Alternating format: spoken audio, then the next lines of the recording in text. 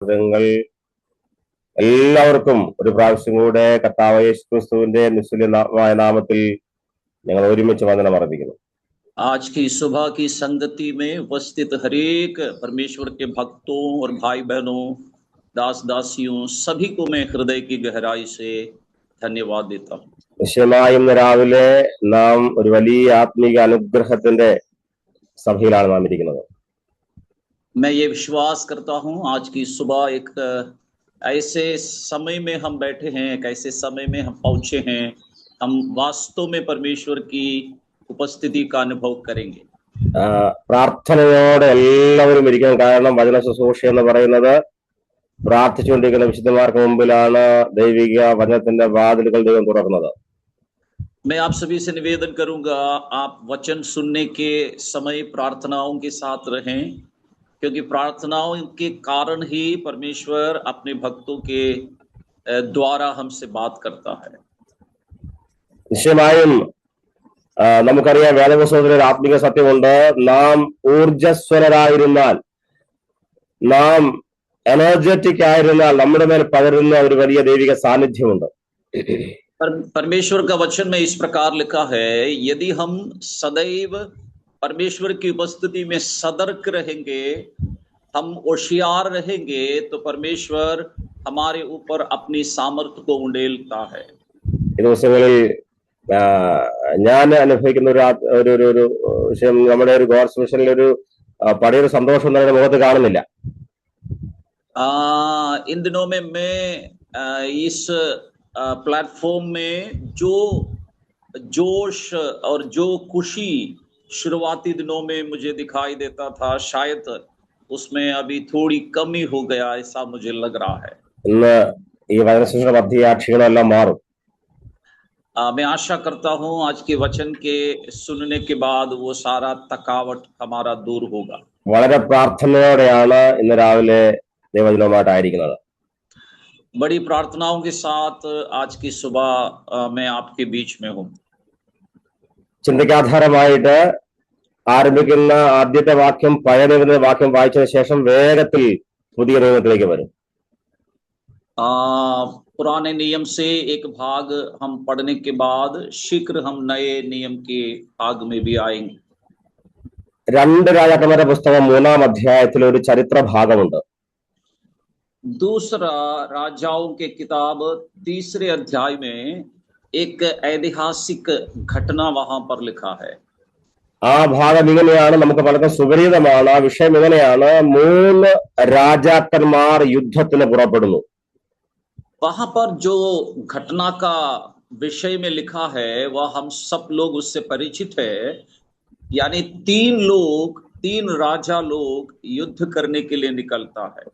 അവർ ഒരു മരുഭൂമിയിൽ 7 ദിവസത്തോളം അലഞ്ഞു നടക്കുന്നു.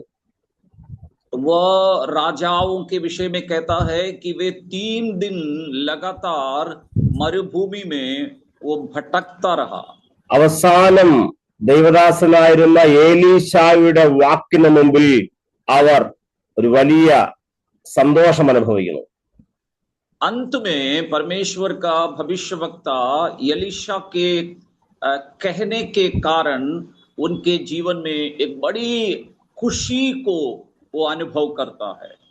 അങ്ങനെ അത് അവസാനം നാം ഇങ്ങനെ അവസാനിക്കുന്നു: മോവാബ് ദേശവും മോവാബും രാജാവും ദേശമെല്ലാം പരാജയപ്പെടുന്ന ചരിത്രമാണ് നാം 3-ാം അധ്യായത്തിൽ വായിക്കുന്നത്. 3रे अध्याय के अंदर मोवाब और उस देश का पराजय का कहानी हम वहां पर पढ़ते हैं. നമുക്കറിയാം, ഇസ്രായേൽ രാജാവ്, യഹൂദ രാജാവ്, അതുപോലെ ഏദോം രാജാവ്, ഈ 3 രാജാക്കന്മാരാണ് യുദ്ധത്തിന് വേണ്ടി ഒരുമിച്ച് അണിനിരന്നത്. वहां पर जो युद्ध करने के लिए जाने वाला राजाओं के विषय में इस प्रकार लिखा है: एदोम राजा, यहूदा राजा, इस तरह अलग अलग राज्य के राजाओं ने मिलकर युद्ध करने के लिए निकला है. യുദ്ധത്തിന് മധ്യേ അവർ ചിന്തിച്ചു, ഞങ്ങൾ മരുഭൂമിയിൽ വെള്ളമില്ലാതെ ദാഹിച്ച് മരിച്ചു പോകുമെന്ന് പറയുന്ന ഇസ്രായേൽ രാജാവ്, उस राजाओं के बीच में एक राजा इस प्रकार कहता है, वह इस्राएल का राजा है कि हम इस मरुभूमि में बिना पानी के कारण या प्यास के कारण हम इस मरुभूमि में मर जाएंगे। എന്നാൽ യഹൂദ രാജാവായ യഹോശാഫാത്ത് പറയുന്നു, ഇവിടെ ദൈവത്തിന്റെ പ്രവാചകനുണ്ടെങ്കിൽ, അതെ, ദൈവത്തിന്റെ പ്രവാചകനെ അന്വേഷിച്ച് ചെല്ലുന്ന യഹോശാഫാത്തിനെയാണ് കാണുന്നത്. एक दूसरा राजा के विषय में इस प्रकार हम देखते हैं, उनका नाम यहोशाफात है। वो उस कठिन परिस्थिति में वो परमेश्वर का अभिषिक्त का तलाश कर रहा है। എന്നാൽ മറ്റു രാജാവുണ്ട്, ഏദോം രാജാവ്. താൻ ഒന്നും പറയുന്നില്ല, കാരണം തനിക്കറിയാം വരുന്നത് പോലെ വരട്ടെ എന്ന് പറഞ്ഞ് മുമ്പോട്ട് പോകുന്ന രാജാവായിരുന്നു ഏദോം രാജാവ്. एक तीसरा राजा है, वो यदोम राजा है। उसके विषय में लिखा है कि वो किसी बात को लेकर ज्यादा चिंतित नहीं है। वो इस तरह का सोच वाला है कि जो भी होने वाला है होने दो, आगे देखा जाएगा। നമ്മുടെ മധ്യേയും ഇതുപോലെയുള്ള 3 ഗ്രൂപ്പ് പലയിടത്തും കാണാറുണ്ട്. हमारे मध्य में भी इस तरह की 3 हालातों को हम देख सकते हैं. എന്നാൽ ദൈവത്തിന്റെ ആഗ്രഹം ഇതാണ്, നാം യഹോശാഫാത്തിനെ പോലെ പ്രതികൂല സമയത്ത് ദൈവത്തിലേക്ക് തിരിയണം. परमेश्वर हमारे जीवन से यही उम्मीद करता है, हमारे जीवन के चुनौतियों के समय यहोशाफात की तरह हम परमेश्वर की ओर या परमेश्वर को ढूंढने वाले बने. 3-ാം അധ്യായത്തിന്റെ 16-ാമത്തെ വാക്യത്തിന്റെ അവസാന ഭാഗത്തിൽ വായിക്കുന്നു, ഏലീശ പറയുന്നു, ഈ താഴ്വരയിൽ അനേകം കുഴികൾ വെട്ടുവീൻ. दूसरा राजा 3 अध्याय के 16 पद का आखिरी शब्दों में एलीशा इस प्रकार कहता है कि इस तराई के निचले स्थानों में कुछ गड्ढों को खोदना शुरू करो. ഇതേ അധ്യായം 3-ാം അധ്യായത്തിന്റെ 20-ാമത്തെ വാക്യത്തിന്റെ അവസാന ഭാഗത്ത് നാം വായിക്കുന്നു, 3:20 ദേശം വെള്ളം കൊണ്ട് നിറഞ്ഞു എന്ന് വായിക്കുന്നു. इसी पुस्तक यानी दूसरा राजा 3:20 में उसके आखिरी भाग में इस प्रकार पढ़ते हैं कि अब पूरा इलाका या देश पानी से भर गया. വളരെ പ്രാർത്ഥനയോടെ നാം ഒരുമിച്ച് വാക്യത്തിലേക്ക് ചെല്ലാം. बड़े प्रार्थनाओं के साथ हम परमेश्वर के वचन के अंदर प्रवेश करेंगे. അവർ ദൈവദാസനായിരുന്ന ഏലീശായുടെ മുമ്പിൽ ചെന്ന് ചോദിക്കുന്നു, ഞങ്ങൾ എന്ത് ചെയ്യണം? അപ്പോൾ ഏലീശ പ്രാപിച്ച ദൈവിക അരുളപ്പാടാണ്, നിങ്ങൾ ഈ താഴ്വരയിലെ തോട്ടിൽ നിരവധി കുഴികൾ വെട്ടണം.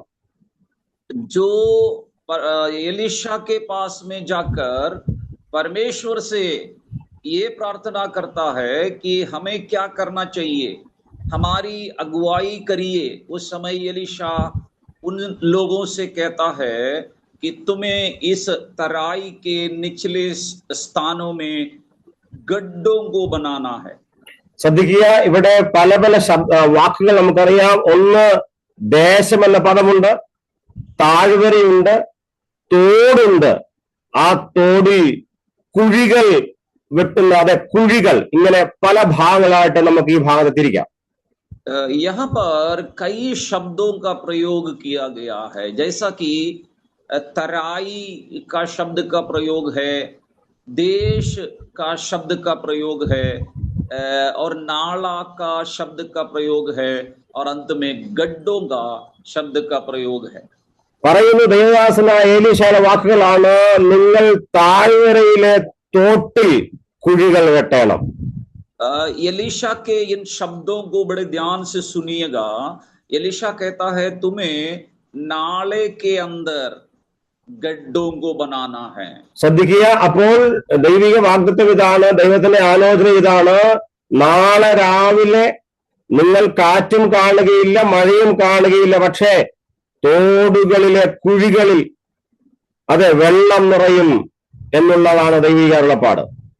परमेश्वर का भक्त का यही भविष्यवाणी था, भले तुम लोग कोई तूफान या आंधी या पानी की किसी तरह की संभावना तुम्हें दिखाई नहीं देगा, परंतु जिन गड्ढों को तुम खोदोगे उन गड्ढों के अंदर तुम पानी देखोगे। ഇന്ന് രാവിലെ ദൈവത്തിന്റെ ആത്മാവിന്റെ ശക്തമായ സന്ദേശം ഇതാണ്. ആമേൻ. കാറ്റ് കാണാതിരിക്കുമ്പോൾ, മഴ കാണാതിരിക്കുമ്പോൾ, അനുകൂലമായ അവർക്ക് കുടിപ്പാൻ വെള്ളം ലഭിക്കേണ്ട അനുകൂലമായതൊന്നും കാണാതിരിക്കുമ്പോൾ, വരണ്ടു കിടക്കുന്ന താഴ്വരയിലെ തോടുകളിൽ കുഴികൾ വെട്ടുന്ന ദൈവമക്കളെയാണ് നാം ഈ അധ്യായത്തിൽ കാണുന്നത്. आज के सुबह का मेरा संदेश आपके लिए यही है, जब हमारे सामने परिस्थितियां जब पूरी तरीके से विपरीत में है, कोई संभावना दिखाई नहीं देता है, ऐसे परिस्थिति में ना सूखे नालों के अंदर गड्ढों को खोदने के लिए हमें तैयार होना है।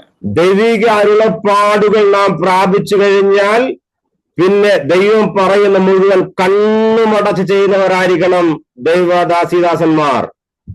यदि हम परमेश्वर की वचनों को या संदेश को कभी भी सुनते हैं, तब परमेश्वर के वचनों को, संदेशों को आंख बंद करके भरोसा करने वाला और उसे करने के लिए तैयार होने वाला होना चाहिए प्रभु के जन। 7 ദിവസം മരുഭൂമിയിൽ ഉഴന്നു നടന്ന ആളുകളാണ് 7ാം ദിവസം ഉണങ്ങിക്കിടന്ന തോട്ടിൽ കുഴികൾ വെട്ടുന്നത്. 7 दिन लगातार बिना पानी के उस सूखे अनुभव में भटकते रहने वाले लोग उस सूखा नाला का अंदर वो गड्ढों को खोद रहा है. രാവിലെ വളരെ ശ്രദ്ധയോടെ നാം അവരുടെ കഠിനാധ്വാനം ഒന്ന് ശ്രദ്ധിച്ചു നോക്കിയാൽ, ഉണങ്ങിക്കിടക്കുന്ന ജലാംശമില്ലാത്ത ആ ഉണങ്ങിയ തോട്ടിൽ കുഴികൾ വെട്ടുന്നത് വളരെ ശ്രമകരമായ കാര്യമാണ്. हम इन बातों को बड़े ध्यान से यदि सुनेंगे और समझेंगे, आपको और मुझको ये समझना होगा कि एक सूखी और बंजर नाले के अंदर गड्ढों को आशा के साथ खोदना हमारी जिंदगी की एक बहुत बड़ी सफलता है.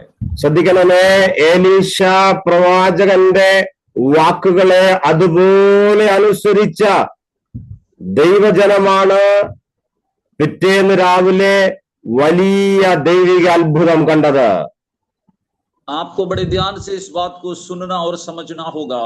परमेश्वर का भक्त एलीशा के एक एक शब्दों को बड़े ध्यान से सुनकर वैसा ही करने वाले लोग अगले दिन परमेश्वर के अद्भुत कामों को देखा है. ഈ നാളുകളിൽ നാം നിൽക്കുന്ന മേഖലകളിൽ പലപ്പോഴും ഇതുപോലെ വെള്ളമില്ലാത്ത ഒരുപാട് അനുഭവങ്ങൾ ഉണ്ടാകാറുണ്ട്. आज मेरे और आपके जीवन का परिस्थिति भी शायद ऐसा ही होगा कि चारों तरफ सूखा ही सूखा है, बंजर ही बंजर है. ആമേ. നമ്മുടെ കണ്ണുകളിൽ മേഘമോ മഴ പെയ്യാൻ സാധ്യതയോ തണുത്ത കാറ്റോ ഇവയൊന്നുമില്ലെങ്കിലും ദൈവത്തിന്റെ കൽപ്പന നമ്മോട് കുഴിവെട്ടുവാനാണെങ്കിൽ അത് മറു ചോദ്യങ്ങൾ ചോദിക്കാതെ ആ ഉണങ്ങിയ താഴ്വരയിലെ തോട്ടിൽ അധ്വാനിക്കുന്ന വിശുദ്ധന്മാരുടെ അധ്വാനത്തെ കാണാതെ പോകുന്ന കർത്താവല്ല പിന്നെയോ. ആമേ. നേരം പുലരുമ്പോൾ ഒരു വലിയ ഒഴുക്കിനെ നിശ്ചയമായി നാം കാണാൻ പോവുകയാ. मैं आपसे कहना चाहूंगा, यदि आप परमेश्वर के वचन को पूर्ण भरोसा के साथ, पूर्ण दिल के साथ यदि आप स्वीकार करेंगे, तो आपके सामने की परिस्थिति चाहे कितने भी कठिन और सूखी और आशाहीन क्यों न हो, परमेश्वर की बातों को मानकर यदि हम परमेश्वर के काम को करने के लिए तैयार हो जाओगे, तो परमेश्वर हमारे प्रयत्न का फल देने वाला परमेश्वर है. ആമേൻ. ശ്രദ്ധിക്കണമേ, നാം വായിക്കുന്നു 3-ാം അധ്യായം 20-ാം വാക്യത്തിൽ, ആമേൻ, ആ ദേശം വെള്ളം കൊണ്ട് നിറഞ്ഞു എന്ന വായിക്കുന്നത്. तीसरे अध्याय के 20वें वचन में हम इस प्रकार पढ़ते हैं कि वो पूरा देश या पूरा इलाका पानी से भर गया। നമ്മുടെ വേദപുസ്തകത്തിൽ ആ ഭാഗം ഒന്ന് അടിവരയിട്ട് വെക്കണം. നിൽക്കുന്ന സ്ഥലം വരണ്ട ഭൂമിയാണെങ്കിലും ദൈവീക കൽപ്പന അനുസരിച്ച് ഏലീശായുടെ വാക്കുകളെ കേൾക്കുന്ന വിശുദ്ധന്മാരുടെ ദേശം വെള്ളം കൊണ്ട് നിറയും. मैं आपसे कहना चाहूंगा उस वचन के नीचे आप उसको अंडरलाइन करके रखें, क्योंकि मैं आपको एनकरेज करना चाहूंगा, आप जिन परिस्थितियों में हैं, चाहे वो परिस्थिति कितने भी सूखी, कितने भी कठिन, कितने भी मंजर क्यों ना हो, आप यदि वहां पर मेहनत करने के लिए तैयार है, परमेश्वर उसका सही परिणाम को देगा सही वक्त में. ഏലീശായുടെ വാക്കുകൾ കേട്ട് വൈകുന്നേരം കുഴികൾ വെട്ടുന്നു. ആ കുഴികൾ നാം വായിക്കുന്നു, അതിരാവിലെ ഏദോമിൽ നിന്ന് ഒരു വലിയ ഒഴുക്കുണ്ടാകുന്നു, കുഴി നിറയുന്നു, നാല തോട് നിറയുന്നു, താഴ്വര നിറയുന്നു, ദേശം നിറയുന്നു എന്നാണ് ഈ ഭാഗത്ത് വായിക്കുമ്പോൾ മനസ്സിലാകുന്നത്. यहाँ पर इस प्रकार वचन में लिखा है, जब एलीशा की बातों को सुनकर लोगों ने गड्ढा खोदा, सुबह के समय लोगों ने देखा कि पूरा गड्ढे पानी से भर गए. केवल गड्ढा नहीं, यहाँ पर एक शब्द का प्रयोग है, पूरा देश पानी से भर गया है. നാം കുഴികൾ വെട്ടുന്നവരാണോ, അധ്വാനിക്കുന്നവരാണോ ദൈവനാമത്തിന് വേണ്ടി? ആമേൻ. നന്മകളൊന്നും കാണാതിരിക്കുമ്പോഴും പ്രാർത്ഥിക്കുന്നവർ, ആമേൻ. റിസൾട്ട് ഒന്നും ലഭിക്കാതിരിക്കുമ്പോഴും സുവിശേഷത്തിന് വേണ്ടി അധ്വാനിക്കുന്നവർ, ആമേൻ. മുമ്പിൽ കാണുവാൻ ഒന്നുമില്ലെങ്കിലും പ്രതികൂലങ്ങൾ ഏറി വരികയാണോ? ഇന്ന് രാവിലെ ദൈവാത്മാവിന്റെ ശബ്ദം നാം മനസ്സിലാക്കുക. ആമേൻ. നാം ദൈവിക ശബ്ദം കേട്ട് അധ്വാനിച്ചു കൊണ്ടിരിക്കുമ്പോൾ നിശ്ചയമായും ആമേൻ നാം ഇരിക്കുന്ന സ്ഥലം മാത്രമല്ല മുഴുദേശത്തെ നിറപ്പാൻ ആമേൻ വായിക്കുന്നു, ദേശം വെള്ളം കൊണ്ട് നിറഞ്ഞു എന്നാ വായിക്കുന്നത്. प्रभु के वचन हमें इस प्रकार याद दिलाता है, यदि हम प्रार्थना करने वाले लोग हैं, यदि हम मेहनत करने के लिए पूरी तरह तैयार हैं, परमेश्वर हमारे मेहनत और प्रार्थना के कारण हमारे पूरे देश को, उस सुखी अनुभव को परमेश्वर पानी से भर देगा. यानी हमारा मेहनत का हमें सही परिणाम देखने को मिलेगा. ആമേൻ. എത്ര പേർ രാവിലെ സന്തോഷത്തോടെ വാക്ക് ശ്രദ്ധിക്കുന്നു? ആമേ. പലപ്പോഴും ആരും അറിയാതെ നാം മുഴുരാത്രിയിലിരുന്ന് ആമേ പ്രാർത്ഥിക്കാറുണ്ട്. രാത്രി മുഴുവൻ പ്രാർത്ഥിക്കുന്നു. ആരും അറിയാതെയുള്ള ഉപവാസ പ്രാർത്ഥനകൾ, കൊഴുക്കുന്ന കണ്ണുനീരുകൾ, എത്രയോ ദൈവസന്നിധിയിൽ നാം അധ്വാനിക്കുന്നു. ഓർക്കുക, ആമേ, എന്നും എക്കാലവും നാം ഈ വരണ്ട ഭൂമിയിൽ ഇരിക്കുകയില്ല. ആമേ. കാറ്റും അതെ മഴയുടെ ലക്ഷണങ്ങൾ ഒന്നുമില്ലാതിരിക്കുമ്പോഴും വലിയൊരു നിറവ് നൽകി ദേശത്തെ മാനിപ്പാന്റെ കോണം ദൈവത്തിന്റെ പദ്ധതിയുണ്ട്. परमेश्वर के लोगों में आपसे कहना चाहूंगा, आप दिन रात्रि जो प्रार्थनाएं आप बिना सोए लगातार करने वाला प्रार्थनाओं का और मेहनत का फल आपको परमेश्वर देगा. शायद आपके मेहनत को कोई भी ना देख रहा हो, आपका मेहनत को देखने वाला एक परमेश्वर है और वो उचित समय पर आपका परिश्रम का फल आपको देखने का अवसर देगा. നാം നിൽക്കുന്ന ദേശം വെള്ളം കൊണ്ട് നിറയും. हमारा पूरा इलाका, शहर और देश पानी से भर जाएगा. ആമേൻ. എല്ലാ ഈ വരൾച്ചകളെല്ലാം മാറും. सारी सूखा अनुभव हमारे सामने समाप्त होगा. ഇസ്രായേലിന്റെയും അതുപോലെ ആ സൈന്യത്തിന്റെ സേന അംഗങ്ങൾക്കും മൃഗങ്ങൾക്കും വേണ്ടി അവർ കുഴിച്ച കുഴികളിൽ മാത്രമല്ല, കുഴിയും തോടും താഴ്വരയും ദേശവും നിറയത്തക്കവണ്ണം ദൈവത്തിന്റെ വലിയ ഒരു ഒഴുക്കിനെയാണ് അന്ന് രാവിലെ ആ ദേശം കണ്ടത്. जब प्रभु के लोगों ने परमेश्वर के भक्त के बात को सुनकर जो गड्ढों को खोदा, केवल उन गड्ढों में नहीं, केवल उस गड्ढे के आसपास में ही नहीं, परंतु उस पूरे देश में बहुत ही बहाव के साथ बहते हुए आया हुआ एक बड़ा पानी का अनुभव केवल कुछ लोग नहीं, उस पूरे देश के लोगों ने देखा है और उसका लाभ उठाया है। അവർ കുഴി കുഴിച്ചുകൊണ്ടിരിക്കുന്ന ആളുകളോട് ചോദിച്ചാൽ, അല്ലേ, ഇപ്പോൾ അവരുടെ മുകളിൽ മഴയുടെ രക്ഷണമൊന്നുമില്ല, തണുത്ത കാറ്റില്ല, ആമേൻ, ഒരു നനവില്ലാത്ത മണ്ണ്, ഉണങ്ങിയ, അതെ, വെള്ളമില്ലാത്ത ആ നാലയിൽ കുഴിച്ച ആ കുഴിക്കുന്നവർ ചോദിച്ചാൽ അവർക്കൊരു കാര്യം പറയും, ഏലീശായുടെ വാക്കുകൾ കേട്ടു, ഞങ്ങൾ ഭൗതികമായിട്ടൊന്നും കാണുന്നില്ല, ലക്ഷണങ്ങളൊന്നുമില്ല, പക്ഷേ ഞങ്ങൾ ഈ വചനങ്ങൾ അനുസരിക്കുന്നു, ഞങ്ങൾ വിശ്വസിക്കുന്ന നിശ്ചയമായും ഏലീശായുടെ വാക്ക് അതുപോലെ സംഭവിക്കും. जब ये लोग गड्ढों को खोद रहा था, तब शायद कोई उनसे ये पूछेगा कि भाई आप ये गड्ढे क्यों खोद रहे हैं?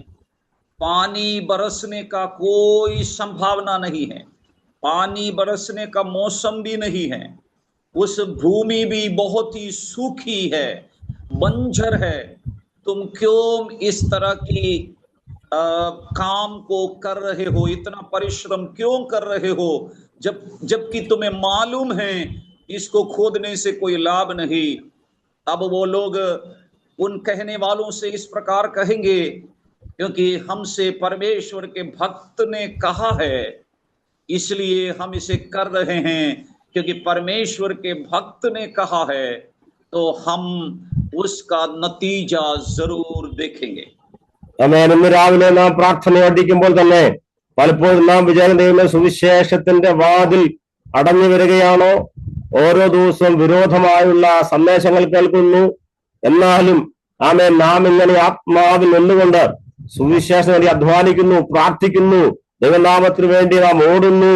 നമുക്കറിയാം നിശ്ചയമായും ഇന്ന് മുമ്പിൽ കാറ്റുമില്ല, മഴയുമില്ല, പക്ഷേ ദൈവിക വാഗ്ദാനമുണ്ട്, ആമേൻ, ഞാൻ എന്റെ സഭയെ പണിയും. शायद आज हम एक ऐसे समय में खड़ा है, सुसमाचार की सारा द्वार शायद बंद दिखाई दे रहा हो, परंतु परमेश्वर का वचन कहता है कि तुम अपना काम करते रहो, मैं अपना कलीसिया को बनाऊंगा. നിശ്ചയമായും ആമേൻ നമ്മുടെ കുഴികൾ വെള്ളം കൊണ്ട് നിറയും. सचमुच में हमारे सामने का गड्ढा पानी से भर जाएगा. നാം കുഴികൾ കുഴിച്ച ഈ തോടുകൾ വെള്ളം കൊണ്ട് നിറയപ്പെടും.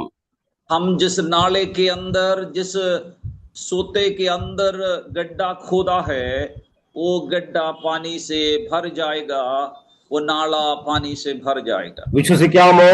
ഏത് താഴ്വരയിലാണോ ഈ തോടുള്ളത്, ആമേൻ, അതുകൊണ്ട് നാം തോട്ടിൽ കുഴി കുഴിച്ചു, ഈ താഴ്വര വെള്ളം കൊണ്ട് നിറയും.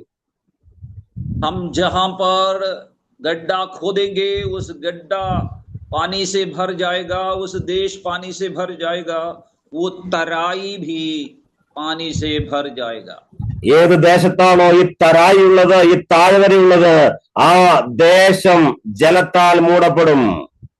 जिस देश में ये तराई है, वो देश, वो इलाका पानी से भर जाएगा. ഇന്ന് രാവിലെ ആത്മാവിൽ നാം ഒരുമിച്ച് സ്തോത്രം ചെയ്യുന്ന സന്ദേശം കേൾക്കാം.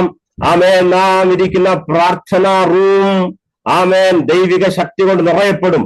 നാം ഏത് വീട്ടിൽ നിന്ന് പ്രാർത്ഥിക്കുന്നു, ആ വീട് ആത്മാവിന്റെ ശക്തിയാൽ നിറയും. ആമേൻ. നമ്മുടെ ഗ്രാമം, നമ്മുടെ പട്ടണം, നമ്മുടെ ജില്ല, നമ്മുടെ സംസ്ഥാനം, നമ്മുടെ ദേശം നിശ്ചയമായും ആമേൻ വലിയൊരു ആത്മീയ കൊയ്ത്തിന് വേണ്ടി ഒരുക്കപ്പെടുകയാണ്. ആത്മാവിൽ രാവിലെ സ്തോത്രം പറയാനേ, ഞാൻ പൂർണ്ണമായിട്ട് വിശ്വസിക്കുന്നു, എന്റെ ദേശം സുവിശേഷം കൊണ്ട് നിറയപ്പെടും. मैं इस बात से आपको उत्साहित करना चाहता हूं. जिस कमरे के अंदर आप बैठकर प्रार्थना करते हैं, जिस घर के अंदर बैठकर आप प्रार्थना करते हैं, जिस मोहल्ले में, जिस शहर में, जिस देश में आप बैठकर प्रार्थना करते हैं, उस देश को परमेश्वर अपनी पवित्र आत्मा के सामर्थ्य से, परमेश्वर अपनी शक्ति से, परमेश्वर अपनी चमत्कार से, परमेश्वर अपने वचन से, परमेश्वर अपनी उपस्थिति से जरूर भरेगा। മുമ്പിൽ പ്രത്യക്ഷമായതൊന്നും കാണാതിരിക്കുമ്പോഴും കുഴി കുഴിക്കുന്ന ദൈവിക വിശുദ്ധന്മാർ, जो प्रत्यक्ष रूप में को कुछ भी दिखाई भले नहीं देता हो, तभी भी विश्वास के साथ काम करने वाले, गड्ढे खोदने वाले सेवक लोग बन जाएं हम। പൗലോസ് പറയുന്നു, ഞാൻ നട്ടു, അപ്പൊല്ലോസ് നനച്ചു, ദൈവമത്രേ വളരുമാറാക്കുന്നത്. पौलुस इस प्रकार कहता है, मैंने लगाया है, अपोलोस ने उसको पानी दिया है, परंतु उसको बढ़ाने वाला, फलवंत करने वाला परमेश्वर है। ആമേൻ. നാം ചെയ്യുന്ന സകല അധ്വാനത്തിനും ഒരു വലിയ ആമേൻ നന്മയുടെ മറുപടിയുണ്ട്. നാം കുഴിക്കുന്ന കുഴികൾ വെള്ളം കൊണ്ട് നിറയും. നാം വാരി എറിഞ്ഞ വിത്തുകൾ നിശ്ചയമായി മുളയ്ക്കും.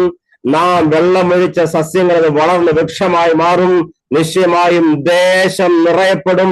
രാവിലെ ആത്മാവിൽ പറഞ്ഞുകൊണ്ട് തുടങ്ങാം, ആമേൻ, നമ്മുടെ ദേശം സമൃദ്ധി കൊണ്ട് നിറയും. मैं आपसे कहना चाहूंगा, एनकरेज करना चाहूंगा, उत्साहित करना चाहूंगा, आप अपना बीज को बोने का काम करते रहे। परमेश्वर उस बीज को पौधों में बदलेगा, उन पौधों को फलदायी बनाएगा और हमारा मेहनत का फल हमें जरूर मिलेगा। അപ്പോസ്തലരുടെ പുസ്തകം 2-ാം അധ്യായത്തിൽ നാം ഇങ്ങനെ വായിക്കുന്നുണ്ട്. അത് 2-ാം അധ്യായത്തിലെ ആരംഭവാക്കിൽ നമുക്കറിയാം, ചരിത്രം അറിയാം. ദൈവത്തിന്റെ കർത്താവിന്റെ ശിഷ്യന്മാർ കർത്താവിന്റെ സ്വർഗാരോഹണത്തിന് ശേഷം ഏകദേശം 10 ദിവസത്തോളം നാം യെരൂശലേമിന്റെ മാളിക മുറിയിൽ നിരന്തരമായ ഒരു പ്രാർത്ഥനയോടെ ആയിരുന്നു. प्रेरितों के काम 2 अध्याय की घटना हम लोग जानते हैं। प्रभु यीशु मसीह के स्वर्ग में उठा लिए जाने के बाद लगभग 10 दिन प्रभु यीशु के शिष्यों ने उस ऊपरी कोठरी में बैठकर प्रार्थना कर रहे थे। അവർ രാവും പകലും നിരന്തരമായി പ്രാർത്ഥന കഴിച്ചു പോകുന്നു എന്നാണ് രേഖപ്പെടുത്തിയിരിക്കുന്നത്.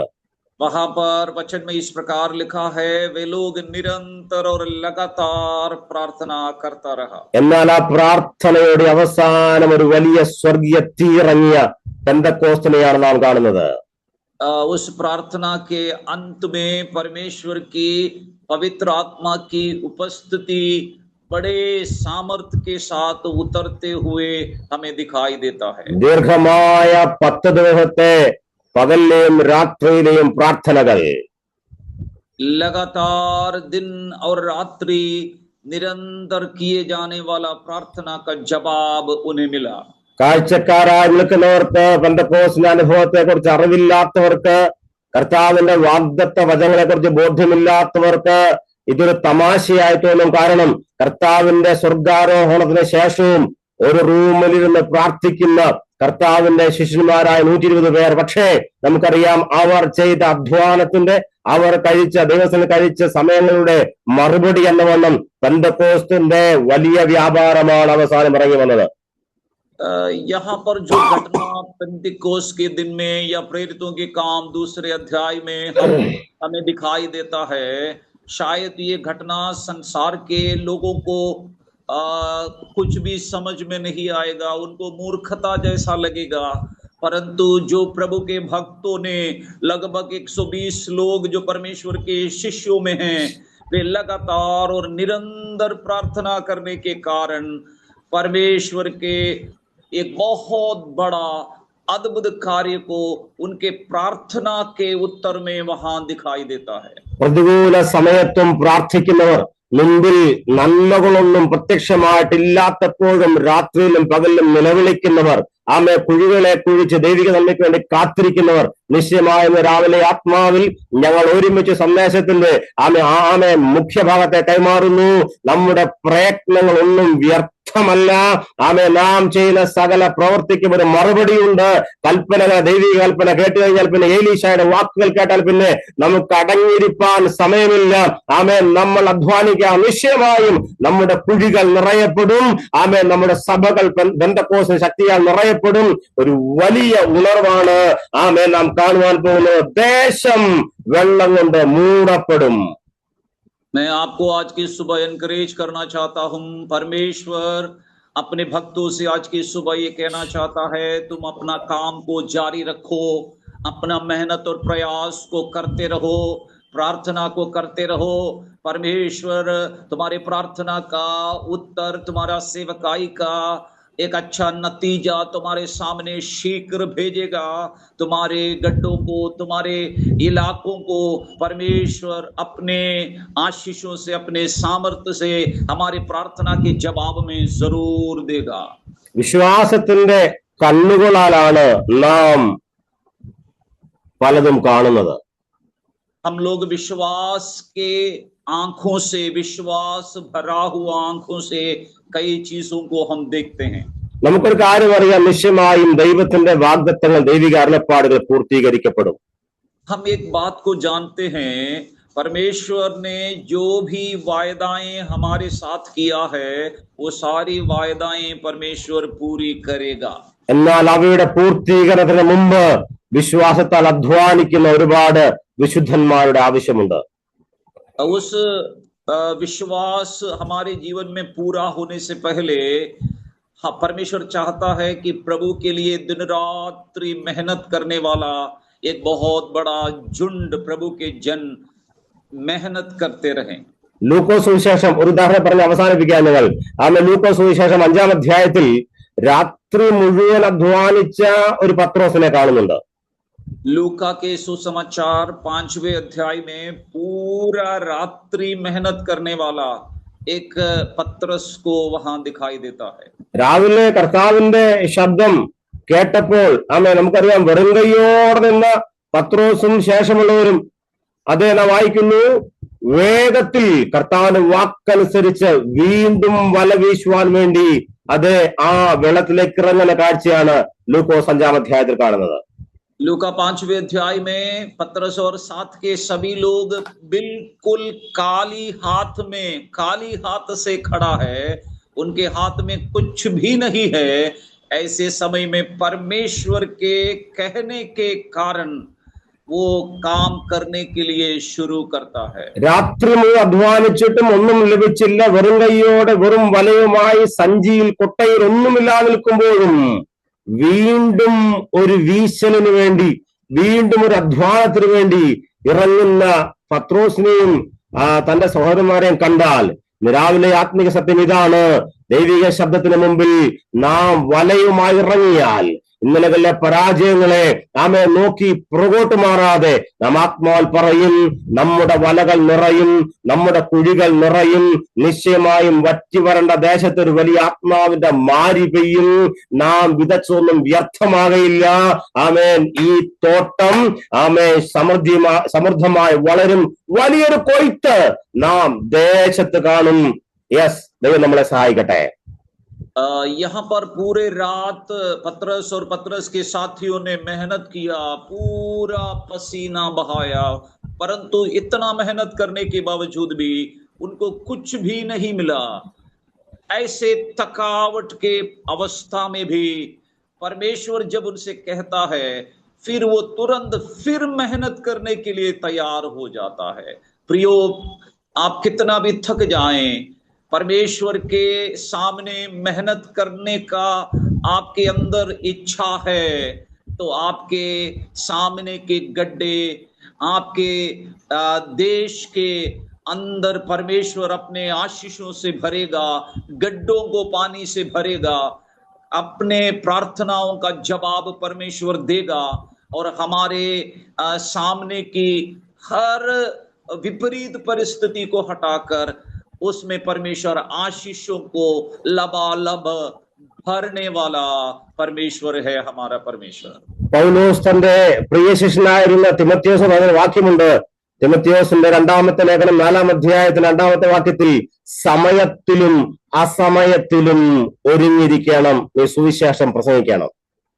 तिमोथियुस की दूसरा पत्री के दूसरा पद में प्रभु का भक्त इस प्रकार कहता है कि समय में और जब विपरीत परिस्थिति का समय भी हो, दोनों परिस्थिति में, जब परिस्थिति अनुकूल में हो या विपरीत में हो, दोनों समय में हमें प्रभु के कार्य के लिए तैयार रहना है। സുവിശേഷത്തിന്റെ വിത്തുകൾ വാരി വിതറിയിട്ട് കൺമുമ്പിൽ പെട്ടെന്ന് റിസൾട്ട് ലഭിക്കുന്നില്ല.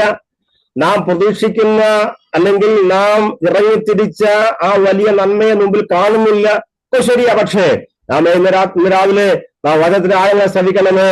അസമയത്തും ആമേ നാം വിതയ്ക്കുമ്പോൾ, ആമേ മുമ്പിൽ ഒന്നുമില്ലാതിരിക്കുമ്പോൾ നാം അധ്വാനിക്കുമ്പോൾ എനിക്ക് വാഗ്ദത്തമുണ്ട്. ആമേ നിറയപ്പെടും, ഒരു വലിയ ആമേ മാറ്റമുണ്ടാകും. ഈ സുവിശേഷം, നാം വിതറുന്ന സുവിശേഷത്തിന് ഒരു വലിയ കൊയ്ത്ത് വാക്കിയുണ്ടെന്നാണ് പൗലോസ് തന്റെ പ്രിയ ശിഷ്യനായിരുന്ന തിമോത്തിയോസിനെ ബോധ്യപ്പെടുത്തുന്നത്. प्रेरित पौलुस तिमोथियुस से इस प्रकार कहता है, तुम अपना बीज को बोना जारी रखो, भले उसका फल तुम्हें मिले या ना मिले, मेहनत का तुम्हें जवाब तुरंत मिले या ना मिले, तुम अपना मेहनत करना, बीज बोना जारी रखो, क्योंकि तुम्हारा मेहनत का फल एक दिन जरूर आएगा। तुम्हारा बोया गया बीज बिना पौधा बने नहीं रहेगा। यानी परिस्थिति चाहे कुछ भी क्यों न हो, तुम अपने काम को करते रहो, उसका फल देने वाला परमेश्वर है। ഉത്സാഹികളായി നമുക്ക് ദിവസങ്ങളിൽ നമുക്ക് അധ്വാനിക്കാം. ആത്മാവിന്റെ അവനെ പറയാമോ, മുമ്പിൽ ആമേ നാം കാണത്തക്കത് ഇപ്പോൾ മഴയോ കാറ്റോ ഒന്നുമില്ലെങ്കിലും അതിരാവിലെ നാം ഉണരുമ്പോൾ നാം കാണുവാൻ പോകുന്നത് നമ്മുടെ കുഴികളും തോടും അതേ താഴ്വരയും ദേശവുമെല്ലാം വെള്ളം കൊണ്ട് നിറയും, ഒരു വലിയ സമൃദ്ധി. അതുകൂടാതെ മോവാബിന് മേലുള്ള വലിയ വിജയവും ദൈവം നൽകിയിട്ട് നമ്മളെ മടക്കി അയക്കൂ. രാവിലെ ആത്മാവിൽ ഒരുമിച്ച് സംസാരിക്കാമോ? ഒരുമിച്ച് പറവാനിടയായി തീരട്ടെ. നമ്മുടെ അധ്വാനങ്ങൾ എന്തല്ല നിഷ്ഫലമായി പോകുകയില്ല, വ്യർത്ഥമായി പോകുകയില്ല. നാം ദേശത്ത് നിശ്ചയമായും പടർന്ന് പന്തലിക്കും. ഒരു വലിയ ആത്മീക ഉണർവ് കണ്ടേ നാം മടങ്ങൂ. അതുകൊണ്ട് നാം അധ്വാനിക്കാം, രാത്രിയിലും പകലിലും കുഴികളെ വെട്ടാം. ആമേ നിരന്തരമായി ദൈവസമയെ തുടരാം. നമുക്ക് വലിയൊരു പ്രതിഫലമുണ്ട്. നമ്മുടെ പ്രയത്നം വ്യർത്ഥമല്ല. ആമേൻ. मैं आपको आज की सुबह उत्साहित करना चाहता हूं। आप अपना मेहनत को जारी रखो, आप अपना सेवा करते रहो। आपके खोदा हुआ गड्ढा, आपका बनाया हुआ कलीसिया, आपका बनाया हुआ घर, आपके आसपास के क्षेत्र और शहर और नगर और देश परमेश्वर अपने आशीषों से, अपने सामर्थ्य से, पानी से, अपना परमेश्वर के जवाब से भरेगा। आप अपना काम करते रहो। आपको परमेश्वर एक सफलता, एक जीत जरूर देने वाला परमेश्वर है। സമയം അവസാനിക്കുന്നതിന് പറഞ്ഞ് അവസാനിപ്പിക്കട്ടെ. ആമേൻ. ദൈവിക സമയത്ത് അവർ കുഴികൾ വെട്ടാതിരുന്നെങ്കിൽ, അതെ, मैं आपको ये कहना चाहता हूं, यदि परमेश्वर उनको दिया हुआ समय या अवसर का वो इस्तेमाल ना किए होते, गड्ढे ना बनाए होते, ആ മരുഭൂമിയിൽ അവർ വെള്ളമില്ലാതെ മരിച്ചു വീഴുമായിരുന്നു. उस मरुभूमि में वे लोग प्यासा, भूखा प्यासा, वे उसी जंगल में मर जाते। ഇന്ന് രാവിലെ നമുക്ക് ആത്മാവിൽ പറയാമോ, എന്റെ മുമ്പിൽ പ്രത്യക്ഷമായിട്ട് ഇപ്പോൾ ഞാൻ നന്മകളൊന്നും കാണുന്നില്ലെങ്കിലും ഞാൻ ചെയ്യുന്ന ഈ അധ്വാനത്തിന്റെ ഫലം നിശ്ചയമായി നാം അനുഭവിക്കും. നാം കുഴി കുത്തുന്നു, കുഴി വെട്ടുന്നു. ഈ കുഴികൾ മാത്രമല്ല, തോടും താഴ്വരയും ദേശവും നന്മ പ്രാപിക്കും. നമ്മുടെ ദേശം സുവിശേഷം കൊണ്ട് നിറയും. നമ്മുടെ നാട് ദൈവമക്കളെ കൊണ്ട് നിറയും. നമ്മുടെ ദേശം സമൃദ്ധിയെ കാണും. നാം വലിയൊരു കൊയ്ത്ത് നാം ഒരുമിച്ച് അനുഭവിക്കും നിശ്ചയമായും. അത് അതി ദൂരമല്ല. ആമേൻ. ആമേൻ നമ്മുടെ ആയുസ്സിൽ തന്നെ, നമ്മുടെ കണ്ണടയുന്ന മുമ്പേ നാം അത് കാണും നിശ്ചയമായും. നമ്മുടെ ദേശം സുവിശേഷം കൊണ്ട് നിറയപ്പെടും. നമ്മുടെ നാട് ദൈവത്തിന്റെ നാടായി മാറും. ആമേൻ. അത് മഹാരാഷ്ട്ര ആണെങ്കിലും ബീഹാർ ആണെങ്കിലും ഉത്തർപ്രദേശ് ആണെങ്കിലും കേരളമായിരുന്നാലും നമ്മുടെ നാട് സുവിശേഷം കൊണ്ട് നിറയപ്പെടും. ആമേൻ. നാം ചെയ്യാൻ ഉത്തരവാദിത്വം നാം ചെയ്യാം. ദൈവം നമ്മെ സഹായിക്കട്ടെ. ആമേൻ. ഒരു പ്രാവശ്യം കൂടെ വന്ദനം അറിയിക്കുന്നു. ട്രാൻസ്ലേറ്ററിന്റെ ബഹുമാനായ എന്റെ സ്നേഹിതൻ വൈദ്യപാശ നന്ദി അറിയിക്കുന്നു. ദൈവം നമ്മളെ സഹായിക്കട്ടെ. ഒരു പ്രാവശ്യം എല്ലാവർക്കും വന്ദനം അറിയിക്കുന്നു. അധ്വാനിക്കാം. നിശ്ചയമായും നമ്മുടെ കുഴികൾ വെള്ളം കൊണ്ട് നിറയും. ഇതൊരു വലിയ സമുദ്രമായി മാറും. ദൈവം നമ്മളെ സഹായിക്കട്ടെ. God bless you all. मैं अंत में आपको इसी तरह उत्साहित करके मैं अपने शब्दों को समाप्त करूंगा। आप अपने गड्ढों को बनाते रहें, सेवकाई को करते रहें। परमेश्वर आपके गड्ढों को, आपके मेहनत का फल प्रभु देगा। गड्ढों को भरेगा, घरों को भरेगा, अपने देश को भरेगा, कलीसिया को भरेगा। आपका और हमारा हर एक परिश्रम का परमेश्वर आमीन हमें उत्तर देगा। हमारा देश का एक एक राज्य परमेश्वर आशीषों से भरेगा। एक एक राज्य के अंदर सुसमाचार का द्वार खुलेगा। एक एक राज्य प्रभु यीशु के आश्चर्य कर्मों को देखेंगे। परमेश्वर अपने कलीसिया इस देश के अंदर बनाएगा। कलीसिया खड़ी हो जाएंगी। आमीन। आप थके नहीं, आप हताश ना हो, आप निराश ना हो, प्रभु के काम करते रहें। परमेश्वर आपके सामने उसका उत्तर अति शीघ्र देने वाला है। इन वचनों के द्वारा परमेश्वर आप सबको आशीष दे। एक बार और आप सभी को धन्यवाद। God bless you. Thank you.